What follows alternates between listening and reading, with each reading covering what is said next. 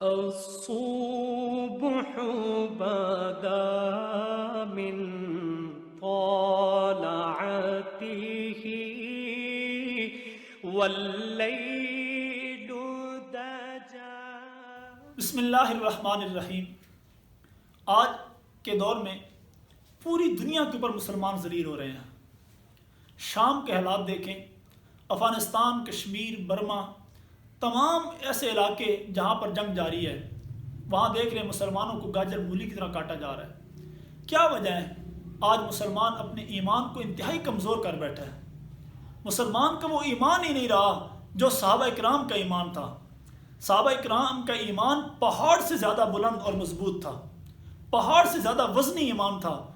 ایسا ہی ایمان تھا، اسی لیے تو ایک جنگ کے موقع پر ابو عبیدہ بن جراح رضی اللہ تعالیٰ کمانڈر ہیں اور اعلان کرتے ہیں کہ کوئی کاتب آئے، وہ سیدنا فاروق اعظم کو خط لکھے کہ رومیوں کا بہت بڑا لشکر آ گیا ہے جو 60,000 کی تعداد پر محیط ہے، لہٰذا ان کے مقابلے کے لیے فوج بھیجی جائے۔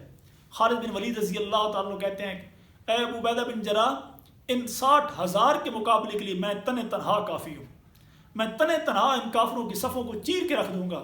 ابو عبیدہ بن جراح کہتے ہیں خالد، اپنے آپ کو ہلاکت میں نہ ڈالو، اتنے بڑے لشکر سے کیسے مقابلہ کرو گے؟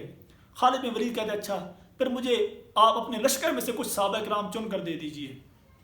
خالد بن ولید اس لشکر پر نظر دوڑاتے ہیں اور 60 صحابہ کرام کا انتخاب کرتے ہیں۔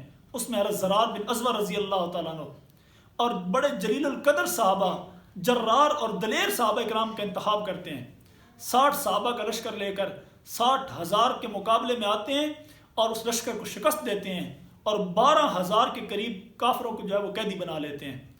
اس سے زائد لوگ جو ہے وہ مارے جاتے ہیں اور باقی سارے بھاگ کر اپنی جان بچاتے ہیں۔ جب اس طرح کا ایمان تھا مسلمانوں کا تو کیا وجہ تھی کہ مسلمان اپنے ایمان کی وجہ سے کافروں کو شکست دیا کرتے تھے۔ آج میرے بھائیوں، ہم دنیا سے، ایمان سے بہت دور چلے گئے ہیں۔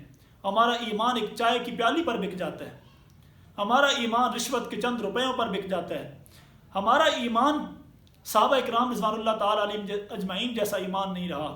وہ قوت ہماری ایمان کے اندر نہیں رہی جو ایک کوڑا لگتا تھا اور کانپتی ہوئی زمین رک جایا کرتی تھی۔ مدینہ شریف کے اندر زلزلہ آیا، سیدنا فاروق اعظم رضی اللہ تعالیٰ کھڑے ہیں اور کوڑا اٹھا کر زمین پر مارتے ہیں، کیا عمر انصاف نہیں کر رہا؟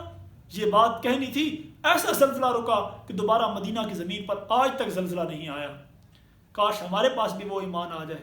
آج ہمارا ایمان تو ایسا کہ ہماری نمازیں بھی پلٹ کر ہمارے منہ پر مار دی جاتی ہیں کہ اللہ کو تمہاری ایسی نمازوں کی کوئی ضرورت نہیں ہے۔ ہم نماز پڑھ رہے ہوتے ہیں اور نماز کے اندر ہمارے گناہ کے خیالات آ رہے ہوتے ہیں۔ ایک ہے دنیا کے خیالات، ہماری نماز کے اندر ہمیں گناہ کے خیالات آ رہے ہوتے ہیں۔ جب نماز کی یہ حالت ہو جائے گی، ایمان کی کیا حالت ہوگی؟ اور جب ایمان کی یہ حالت ہو جائے گی تو پھر کافر کیا ہم سے ڈرے گا؟ ہماری بیوی بچے ہم سے ہماری بات نہیں مانیں گے، وہ ہماری فرما برداری نہیں کریں گے۔ میرے بھائیوں، گزارش ہے اپنے ایمان کو مضبوط کریں، اس کے ساتھ ساتھ اپنے اعمال کو مضبوط کریں۔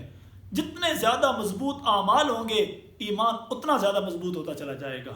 اعمال کو مضبوط کرنے کے لیے اپنی زبان سے نکلنے والا ہر عمل سچ پر مبنی ہو، کان سے سنے جانے والا ہر عمل سچ پر مبنی ہو۔ اللہ تعالیٰ میں ان گزارشات پر عمل کرنے کی توفیق عطا فرمائے۔ وآخر دعوانا الحمدللہ۔